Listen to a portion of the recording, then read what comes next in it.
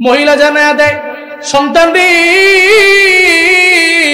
হযরতে বেলাল প্রতিদিন আযান দিত, হাইয়া আলাস সালাহ হাইয়া আলাল ফালাহ। আজকে কিন্তু মিনারায় দাঁড়ায় ওই আওয়াজটা দেয় নাই, বলছে জিহাদের ময়দানে যাওয়া লাগবে। এরকম সাউন্ড সবসময় দেয় না, এমন সাউন্ড সবসময় দেয় না।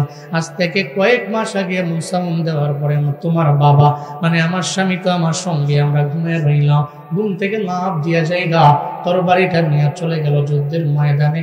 আজও পর্যন্ত তোমার বাবাই আমার কাছে ফিরে নাই, মানে আমার স্বামী আসে নাই। আমার নবীর প্রেমে পাগল হইয়া, ধর্মের জন্য পাগল হইয়া, ইসলামকে সুপ্রতিষ্ঠিত করার জন্য চলে গেল যুদ্ধের ময়দানে। ওখানে গিয়ে উনি বিদায় নিয়ে চলে গেল। তবে আমি ওনার জন্য কান্না করি না, কারণ উনি তো শহীদ হয়ে গেল। আমার কপাল বড় ভালো, একজন শহীদ স্বামীর বিবি আমি দুনিয়ার মধ্যে রইলাম, আমার দাম রবের দরবারে। আমি এজন্য কান্দি না। আমি কেন কান্না করে জানো? আমার কান্না করার কারণ, আজকে তো বেলাল ওই সেম সাউন্ড দিয়া দিল মিনারায় দাঁড়াইয়া। আমার একটা উপযুক্ত সন্তান নাই, যে সন্তানটা আমি সুন্দর করে সাজায় গুজায় পাঠায় দিব যুদ্ধের ময়দানে যাওয়ার জন্য। তুমি তো আমার ছোট সন্তান, নাবালেগ, তুমি তরবারি ধরতে পারবা না, ঢালও ব্যবহার করতে পারবা না, আমার নবীর সঙ্গে যুদ্ধের ময়দানে তুমি যেতে পারবা না। এই জন্য আমি মা কান্না করি। এই কথা শুই না সন্তান জানায় দেয়, মা তোমার চোখের পানি আমি সহ্য করতে পারবো না। ও মা, তুমি তো চিন্তা করো আমি ছোট মানুষ, যুদ্ধের ময়দানে আমি জিহাদ করতে পারবো না। যেদিন থেকে দুনিয়ার মধ্যে এসে আমি কিছু কিছু বুঝিব আমার মা, যেদিন থেকে আমি শুনলাম আমার বাবাই চলে গেছে যুদ্ধের ময়দানে শহীদ হয়ে গেল, আমি ওই জায়গার মধ্যে নিয়ত করে নিলাম আমিও এই লাইনে যাব, নিজের একজন শহীদ বানায় ফেলবো। কারণ শহীদ হতে পারলে হাসরের ময়দানে আমি পাবো বেলা হিসাব রবের জান্নাত। আর ইসলামকে সুপ্রতিষ্ঠিত করতে যাইয়া যদি আমার মরণ হয়ে যায়, আমার মরণ বরণ করতে দেরি হয়ে যাবে, আল্লাহর সাথে জান্নাতে আমার মুলাকাত হতে দেরি হবে না। মায়ের চোখের পানি বন্ধ।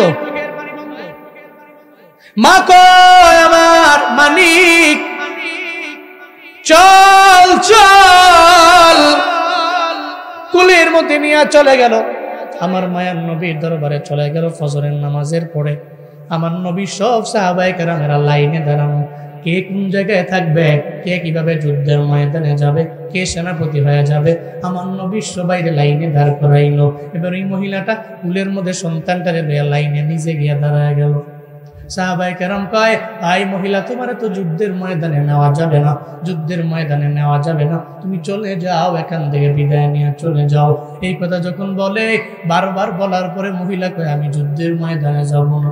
ও সাহাবায়ে কেরাম, আমার কুলে তাকায় দেখো না, একটা সন্তান নিয়ে আমি এই লাইনে দাঁড়াইলাম, এই সন্তানটারে আমি যুদ্ধের ময়দানে দেওয়ার জন্য আসছি। হাই রায়গঞ্জের আম্মা জানেরা, মাইকের কথাগুলো যদি আপনার কান পর্যন্ত গিয়া বাড়ি খায়, মনোযোগের কান লাগায় শুইনেন রে মা। আপনি তো সন্তানটারে মাদ্রাসায় দেন না, আপনি চলবে কেমনে, ও খাবে কেমনে, এই চিন্তা নিয়ে। মনে রাখবেন, একটা সন্তান যদি মানুষের মতো মানুষ বানায় যাইতে পারেন গো আম্মা, হাসরের ময়দানে জাহান্নাম আপনার জন্য রেডি, জাহান্নামে যাওয়া আপনার জন্য ওয়াজিব। সন্তান গিয়ে দাঁড়ায় যাবে আর বলবে, আল্লাহ আমার মারে কই দাও, কই জাহান্নামে দেই। আল্লাহ দুনিয়াতে আমার মায়ে কষ্ট কইরা নিজে না খাই আমারে খাওয়াইলো, আমার মায়ের জাহান্নামে দিও না। কেন দিতাম না? আমার মায়ে তো আমারে মাদ্রাসায় পড়াইলো, বহুত কষ্ট করলো জীবনে আমার জন্য, আমি একা জান্নাতে যেতে চাই না। আজকে আমার মা বাবার ছাড়া আমি জান্নাতের মধ্যে যাব না। আল্লাহ বলবে, যা, আমি আল্লাহ তোরে এমন পারমিশন দিয়া দিলাম, তোর মা বাবারে নিয়ে তুই জান্নাতে চলে যা।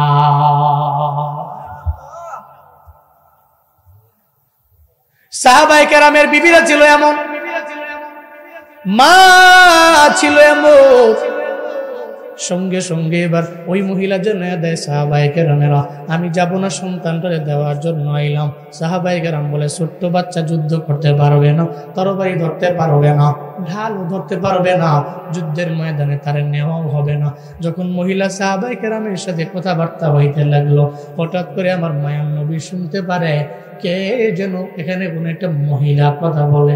আমার নবী কয়, আই সাহাবায়ে কেরামেরা, কোন মহিলা যুদ্ধের ময়দানে যাওয়ার জন্য নাকি আসতে, ওনার সামনে আনো।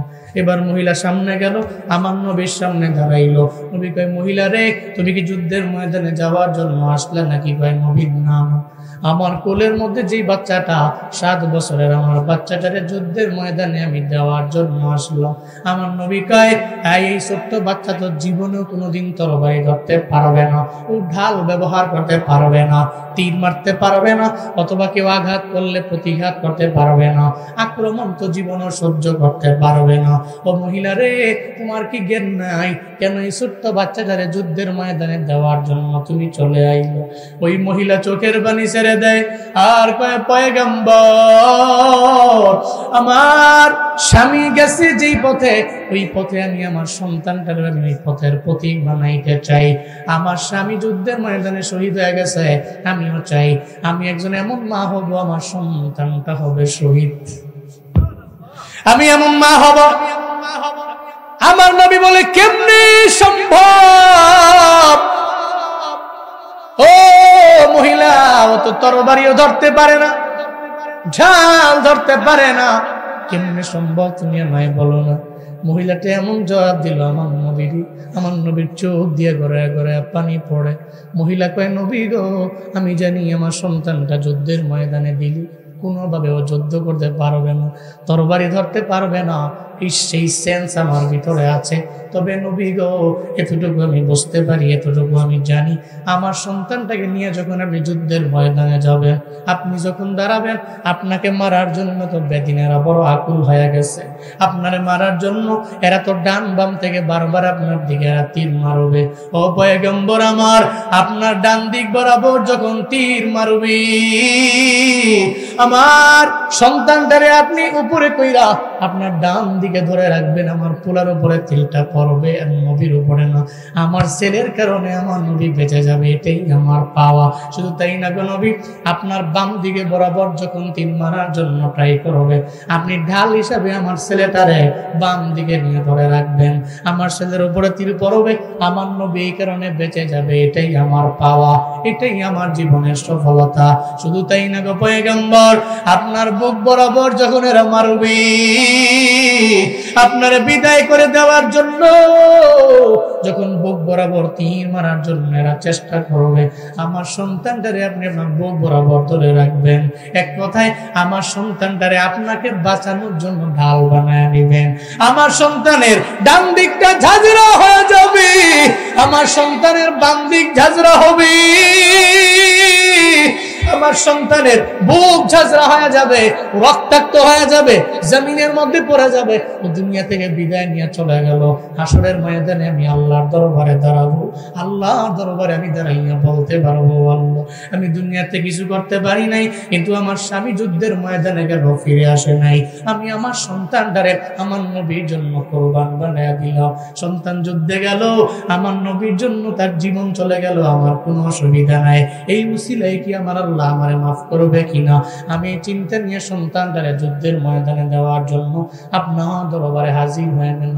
নবী কান্দে আর কয়ে, মহিলা রে, তোমার কথা শুই না আমি সহ্য করতে পারি না, মহিলা তুমি বাচ্চাটারে নিয়ে এখনই তোমার বাড়ির মধ্যে চলে যাও, আমি নিতে পারবো না, আমি নবী পারবো না রে মহিলা, আমি জীবনেও কোনোদিন পারবো না যুদ্ধের ময়দানে ওরে নিতে, ওখানে গিয়া আমি তার ঢাল হিসাবে ব্যবহার করব, আমি নবী বাঁচবো, মারা যাবে, জীবনেও কোনোদিন আমি এটা মানতে পারি না, তুমি চলে যাও, আর একবারের জন্য আমার দরবারে রিকোয়েস্ট করবা না।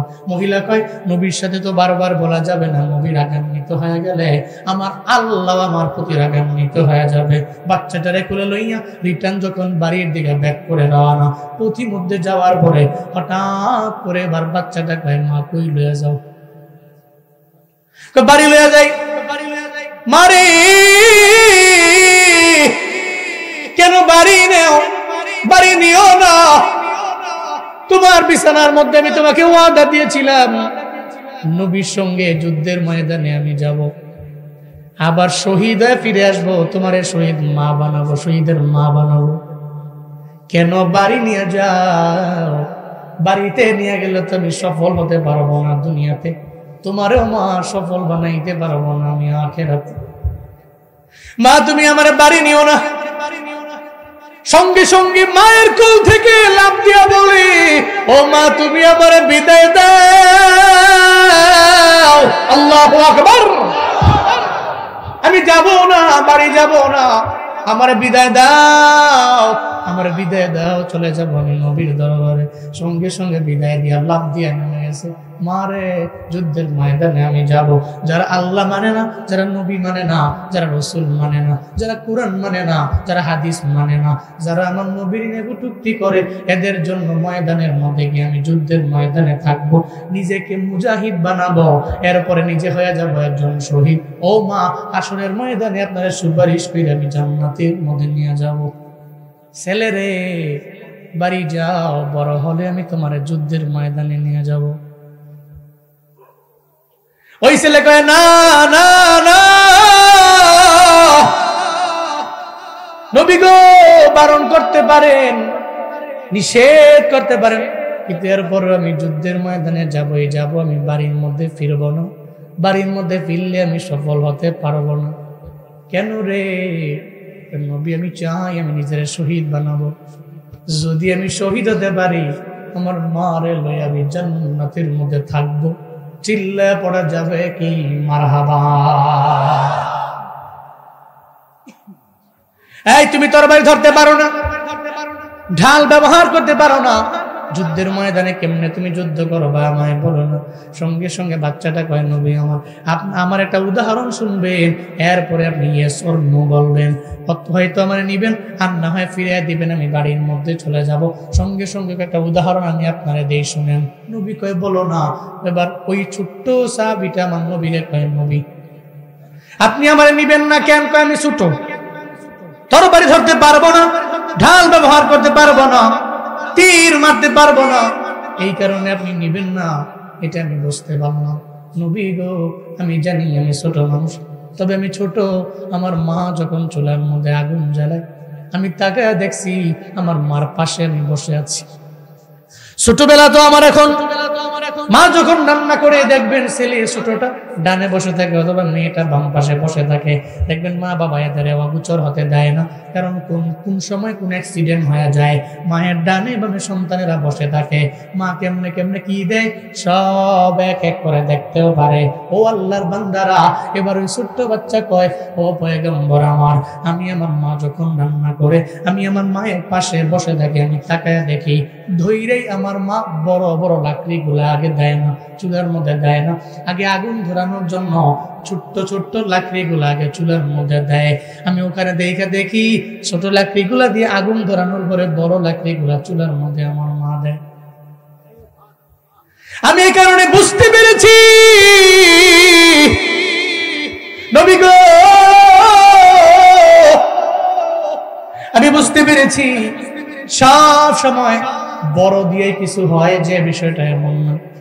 মাঝে মাঝে ছোট্ট গুলা দেওয়ার পরে বড়রা সামনে চলে আসে, ডানে বামে সব জায়গায় বড়রা আসে। পয়গম্বর আমি চুলার মধ্যে দেখলাম আমার মা আগে দিয়ে দিল ছোট লাকড়ি, এরপরে বড় লাকড়ি। আমি এটা দিয়ে বুঝতে পারলাম আমি ছোট মানুষ, যুদ্ধের ময়দানে আমি গিয়ে দাঁড়ায় যাব, আমার উপরে তীর মারবে, এরপরে যুদ্ধের ময়দানে আজকে আমার মাধ্যমে জিহাদ শুরু হয়ে যাবে। এটা বলার পরে আমার নবী এরপরেও বলে আমি তো বুঝতে পারলাম তোমার কথা, এর মানে তুমি নাসুর হয়ে গেলা, তুমি ছাড়বা না, তুমি চলেই যাবা, যুদ্ধের ময়দানে যাওয়াই তোমার লাগবে। কিন্তু আমি নবী পারি না রে, তোমার মতো এমন এক ঈমানওয়ালা সাহাবীরে দুনিয়া থেকে বিদায় করে দিতে। তোমারে আমার দরকার, আমার বড্ড প্রয়োজন। তুমি একটু বড় হও, আমার সঙ্গে যুদ্ধের ময়দানে আমি তোমারে নিয়ে যাব। এরপরেও নবী নেয় না, বারণ করে দেয়। রায়গঞ্জের মুসলমান ছোট্ট বাচ্চাটে নিজের ইমানের পরিচয় দিয়ে যে আমার নবীর সামনে এত কথা বলে, আমার আল্লাহ দেখছে কি দেখেন নাই? দেখছেনি? আল্লাহ কয় জিবরাইল চলো আমার নবীর দরবারে যাও, নবীর দরবারে যাও, নবীর দরবারে গিয়ে আমার নবীরে জানিয়ে দাও আমার নবীজি পিচ্চি সাহাবিটারে বারবার বারণ করে দেয়, নিষেধ করে পাঠায়া দেয়। আমি আল্লাহ তো দেখছি তার ইমানের কি পরিমাণ অবস্থা, আমি তার ইমানটারে এমন ভাবে দেখা আজকের যুদ্ধের ময়দানের জন্য আমি আল্লাহ তারে কবুল করে নিলাম। যত যুদ্ধের ময়দানে আজকে সুহাদা হয়ে যাবে, এই সুহাদাদের মধ্যে আমি একটা লিস্ট আমার দরবারে আমি বানাইলাম, জান্নাতের মধ্যে ওই লিস্টটা আছে। আই জিবরাইল জান্নাত থেকে ওই লিস্টটা নিয়ে আমার নবীর দরবারে যাও, আমার নবীরে গিয়া জানায় দাও এই ছোট্ট বাচ্চাটাকে বারণ করে আমার যেন বাড়ির মধ্যে না পাঠায়। আজকে যুদ্ধের ময়দানে যারা যাবে, শহীদ হয়ে যাবে যারা, এদের মাঝে এক নাম্বারে প্রথম নাম্বারে ছোট্ট সাহাবীর নাম আমি আল্লাহ জান্নাতের লিস্টের মধ্যে উঠায় দিয়েছি। নবীর দরবারে জিবরিলকে নবী আপনি তারা বারণ করেন আর নিষেধ করেন, কেন বারণ করেন? আল্লাহ তো ওরে কবুল করে নিছে। ও যুদ্ধের ময়দানে গিয়া ফার্স্ট শহীদ সেই হয়েছে। মা আল্লাহর দরবারে চোখের পানি ফেলায় কান্দা বলছে, আল্লাহ আমার স্বামী ছিল, একটা সন্তান ছিল, সেই স্বামীটাও চলে গেছে যেই পথে, সন্তানটাকে ওই পথের পথিক আমি বানাইছি। আল্লাহ তুমি আমারে শহীদ স্বামীর স্ত্রী বানাইছো, আবার শহীদ সন্তানের মা বানাইছো, আমার কি জান্নাত দেওয়া যায় না? সাহাবায়ে কেরামের বিবিরা সন্তানকে যুদ্ধের ময়দানে পাঠায়া শহীদের মা হওয়ার জন্য পাগল পড়াছিল। কেন? কারণ সুহাদাদের মা বাবারা ভাগ্যবান, এরা জান্নাতি। এরা এক নাম্বার। দুই নাম্বারে মনে আসেনি কয়জন মা বাবা? কয় দল? 4 দল আব্বা সৌভাগ্যবান। এক নম্বরে কারা? শহীদদের আব্বা। 2 নম্বরে কোন মা বাবা ভাগ্যবান? যেই মা বাবার সন্তান দুনিয়ার মধ্যে কোরআন পড়া, কোরআন অনুযায়ী আমল করে, কোরআন পড়ে নিল, সিনার মধ্যে ঢুকাইয়া তদ অনুযায়ী আমল করে নিল, এই সমস্ত মা বাবা সৌভাগ্যবানেরা জান্নাতি। পোলাডারে মাদ্রাসায় পড়াইছেন, হাফেজ বানাইয়া আলেম বানাইছে, এখন সে দুনিয়ার মধ্যে চলে আমল করে করে না জিন্দেগিটা পরিচালনা করে, হাসরের ময়দানে ও তার মা বাবারে জাহান্নাম থেকে ফিরাইয়া জান্নাতের পথের মধ্যে নিয়ে যাবে। কুল্লুহুম কদ ওয়াজাবাত লাহুমুন নার। 10 জন তার আত্মীয় স্বজনের মধ্যে এদের জন্য জাহান্নামটা ওয়াজিব, জান্নাত না, জাহান্নাম ওয়াজিব। কুল্লুহুম কদ ওয়াজাবাত লাহুমুন নার, তাদের জন্য জাহান্নামটা ওয়াজিব হয়ে গেছে। সঙ্গে সঙ্গে বলবে, এই হাফেজে কোরআন, ফাহিয়াকুম সুম্মা ইউমিতুকুম সুম্মা ইউহয়িকুম সুম্মা ইলাইহি তুরজাউন। চিল্লা জোরে পড়েন আল্লাহু আকবার। আল্লাহ পাক বলেন, কাইফা তাকফুরুন, কেমনে কুফরি করো, অস্বীকার করো আল্লাহরে, আল্লাহর সাথে কেমনে তোমরা কুফরি করো, নিজেরে কাফের কেমনে বানো। এই বলো না কুনতুম মামওয়াতা, তোমরা ছিলে মৃত, ফাহিয়াকুম, আমি আল্লাহ আবার তোমাদের মায়া করে জীবন দিয়া দিলাম, সুম্মা ইউমিতুকুম, এরপরে আবার তোমাদের মরণ হয়ে যাবে, সুম্মা ইউহয়িকুম, এরপরে আমি আল্লাহ আবার জীবন দিয়া দিব, আসরের ময়দান কায়েম হবে, সুম্মা ইলাইহি তুরজাউন, অতঃপর তার দিকেই তো তোমাদের ফিরে যাওয়া লাগবে। বলেন না রে বাবা, দুনিয়ার সব মানুষেরা আল্লাহর দরবারে জবাবদিহি করা লাগবে কি লাগবে না? লাগবে নি? এর মানে মরণ আমার হবে,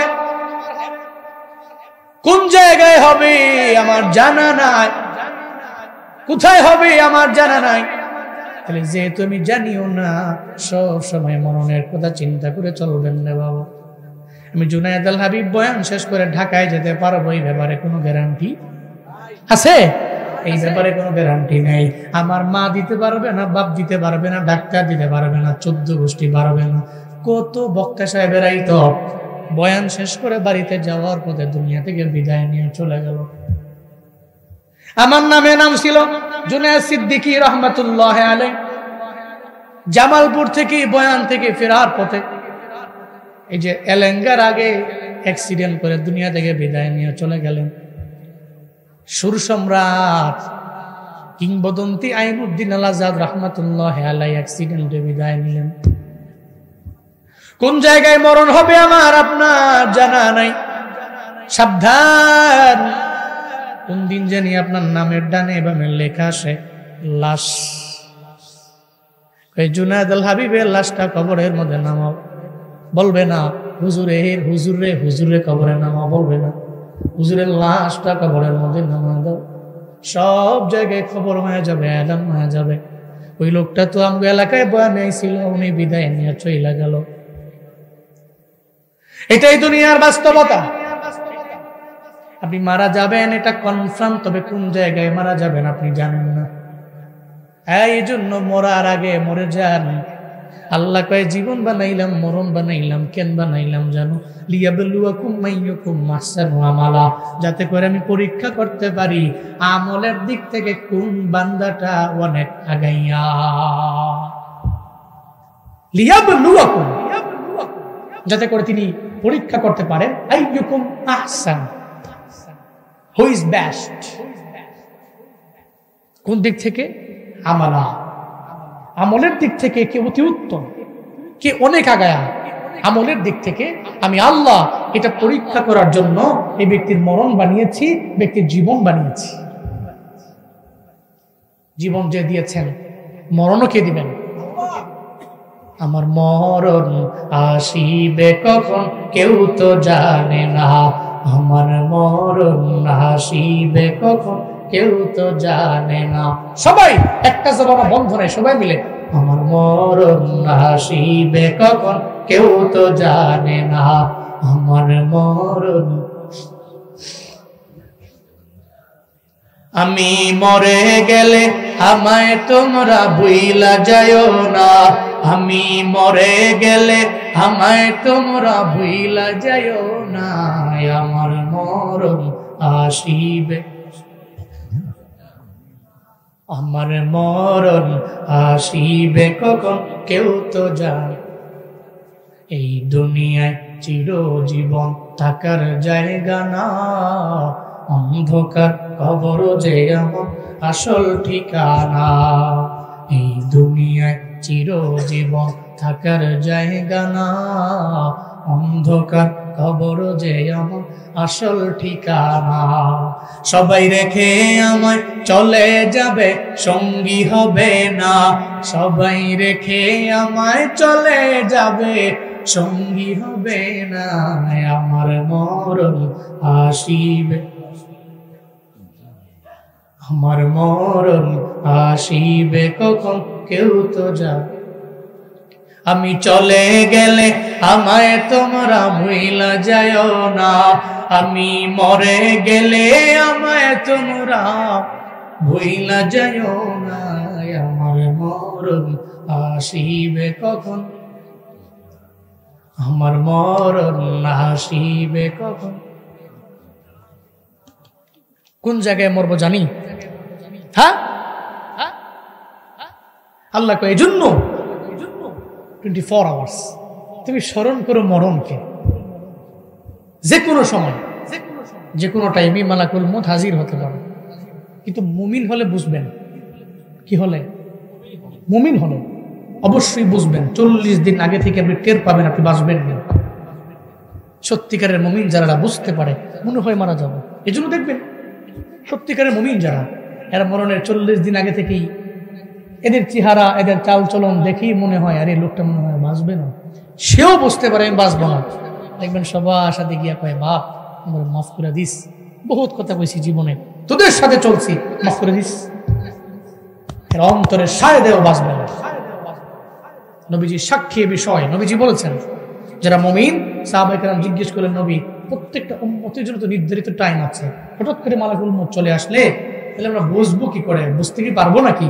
হ্যাঁ বুঝবা, যদি তোমরা মুমিন হও তোমরা বুঝতে পারবা 40 দিন আগে থেকেই তো তোমার গাছের যে পাতা আছে আর আল্লাহ ওই পাতা তো আস্তে আস্তে হলুদ রঙের হতে থাকে, তো 40 দিন আগে থেকেই তুমি বুঝতে পারবা তুমি কি বাঁচবা না মারা যাবা।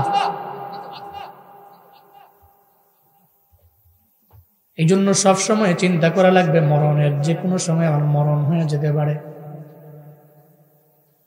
আম্মা জান খাদিজা রাদিয়াল্লাহু আনহা, আমার নবীর দুঃখের দিনের বিবি, যেই মক্কা নগরীতে আমার নবীর মাও নাই, বাবাও নাই, কেউ নাই, ওই সময় আমার নবীর সাপোর্ট দিয়েছিলেন আম্মা জান খাদিজা রাদিয়াল্লাহু আনহা। কত দামি ওই নারী, কত দামি আমাদের আম্মা জান। এই পৃথিবীর মধ্যে সর্বপ্রথম নারী তো উনি, যিনি যার কাছে সর্বপ্রথম নবী কালেমার দাওয়াত শুনাইছে। আমার নবী গারে হেরা থেকে নামলেন, আম্মা জান খাদিজার দরবারে তো প্রথম গেলেন। আম্মা জান খাদিজা বলেন, পয়গম্বর, স্বামী আমার কি এমন হয়ে গেল, প্রতিদিন গারে হেরায় যান, কিন্তু আজকে এমন কি হয়ে গেল, আপনি আসার পরে আপনার দেহটা কাঁপতেছে, জ্বর এসে গেছে, বুঝে না। এরপরে চাচাতো ভাই একজন আছে, ওরাকা বিন নওফেল, সে তাওরাতের জ্ঞানী, ওর দরবারে গেল, ও তো মুরব্বী হয়ে গেছে। ওরাকা বিন নওফেল কয়, তোমার যতগুলো কথা শুনলাম আমার আর বুঝতে বাকি নাই, তিনি হলেন না আখিরি জামানার পয়গম্বর। চিল্লায় পড়া যাবে কি সুবহানাল্লাহ। আম্মা জান খাদিজা আমার নবীর দরবারে ইন্তিকালের আগে বলতে লাগলেন, পয়গম্বর, মনে হয় দুনিয়ার মধ্যে আমি বাঁচবো না, এটা বইলা কান্দে। স্বামী গো, নবী গো, আমি বাঁচবো না, দুনিয়া থেকে বিদায় নিয়ে চলে যাব, তবে আমি বিদায় নিয়ে যাব, এটা বইলা চোখের পানি ফেলায় কান্দে। আমার নবী কয়, তুমি কান্না করো না, কবরে তুমি একা থাকবা না, কবরের মধ্যে যাওয়ার পরে সঙ্গে সঙ্গে তোমার সাথে মোলাকাত করার জন্য জান্নাতের আমার দুইজন বিবি চলে আসবে। একজন হলো বিবি আসিয়া, আরেকজন হলো আমার বিবি মারিয়াম। এই দুইজন আমার জান্নাতি বিবি। তুমি কবরের মধ্যে যাওয়ার পরে সঙ্গে সঙ্গে কবরের সাথে তোমার সাথে মোলাকাত করার জন্য আমার দুইজন বিবি অটোমেটিক দেখা করার জন্য চলে আসবে। কয়জন? বিবি আসিয়া আলাইহিস সালাম আমার নবী জান্নাতি বিবি। কেন কেন বিবি আসিয়া আলাইহিস সালামের এত দাম? রায়গঞ্জের আম্মা জান, আপনিও তো বিবি আসিয়া আলাইহিস সালামের মতো একজন নারী। বিবি আসিয়া আলাইহিস সালাম কি পরিমাণে দামি নারী ছিলেন। আল্লাহ পাক দুনিয়ার মধ্যে ওনার জান্নাত দেখাইছে। সুবহানাল্লাহ পড়ে না? ফেরাউনের বিবি ছিল আসিয়া, গর্তের মধ্যে ফালাইয়া ওনার উপরে নির্যাতন করতে লাগলো, জুলুম করতে লাগলো। একটা পর্যায়ে বিবি আসিয়ার ডানে বামে লোকের অভাব নাই, সব ফেরাউনের লোক। ওই আসিয়া রে, তুই আমি তোর স্বামী, আমি যা বলবো তুই মানাই লাগবে। এখন থেকে তুই বল আমি তোর রব। জীবনেও তুই আল্লাহরে রব মানতে পারো না, আমারই রব মানা লাগবে। বিবি আসিয়া চোখের পানি ফেলায় কান্দে আর বলে, ও স্বামী আমার, আপনি যতই আমার মারেন আর কাটেন, আপনি মারতে পারেন, আমারে খাপতে পারেন, আমি স্বামী হিসাবে যতটুকু সম্মান করার আপনাদের করতে পারি, কিন্তু আমি জীবনও কোনোদিন আপনারে আল্লাহ মানতে পারি না, আমি আমার রব আপনারে মানতে পারি না। আমি মানতে পারি স্বামী হিসাবে শ্রদ্ধাও আপনি পাওয়ার যোগ্য, তবে জীবনও কোনোদিন আমি আপনারে রব মানব না, আমি আপনাকে জীবনও কোনোদিন আল্লাহ মানব না। ফেরাউনের মাথা গরম। আমার ঘরের বিবি যদি আমারে রব না মানে, কেউ তো মানবে না, ঘরের বউ তো আমারে মানে না, তাহলে দুনিয়ার মানুষগুলো আমারে কেমনে মানবে? ঘরের বউ যদি না মানে রে, সবাই তো কেমনে মানবে? তো সমাজে এটাই তো বাস্তবতা। ঘরের বউ মানে না, সবাই তারে মানে। ঘরের বউয়ের কাছে যত বড় নেতাই হোক, যত বড় বক্তা হোক, যত বড় আলেম হোক, ঘরের বউয়ের কাছে গিয়া সব বিলাই। ঠিক কিনা? আরে বাইরে গিয়ে কি পাওয়ার টাওয়ার আছে, একটা ভিতরে গিয়ে তোকে পাওয়ার নাই। তোমার পাওয়ার বাইরে আছে, ঘরে দেয় না, রাতটা ঘরে দেয় না, বাইরে গিয়ে আসো মানুষের লোকে। আর বিবিরা তো বুঝে না, পৃথিবীতে যে ব্যক্তি যারা বেশি ভালোবাসে ওরা একটু বেশি হবে, ঝগড়া একটু বেশি হবে, তাই না? এটাই বাস্তবতা। আমি যারা দেখতে পারি না, যার সাথে চলি না, তার সাথে আমার বোঝাপড়া ভালো না, তার সাথে কথাই তো বলি না। এই জন্য আমাকে মা বোনেরা মাঝে মাঝে রাগ হয়ে যায়, কয় আমার সাথে ঝগড়া করো কে? তা আপনারাও বলে দিবেন তোমার যে বেশি ভালোবাসি এই জন্য ঝগড়াটাও বেশি করি। এটা মহব্বতের বহিঃপ্রকাশ।